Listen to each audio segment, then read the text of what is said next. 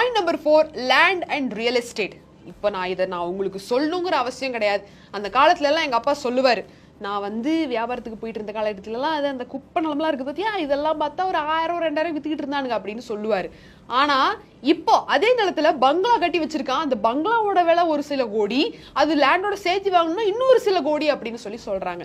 அப்பதான் நான் கேட்டேன் எங்க அப்பாவை, ஏப்பா இதெல்லாம் நீங்க இப்படி எல்லாம் வாங்கி போட்டுருந்தீங்கன்னா அந்த கோடிக்கு இன்னைக்கு நம்ம அதிபதியா இருப்போமேப்பா அப்படின்னு சொல்லி, அதை யாரும் வாங்கி போட குப்பை நிலம் அப்படின்னு சொல்லிட்டு போயிட்டு இருந்தாப்ல. இப்ப பார்த்தா கோடிக்கு அதிபதியா இருக்கிறவங்க எல்லாருமே இந்த அசையா சொத்துக்களை உருவாக்கி இருக்காங்க.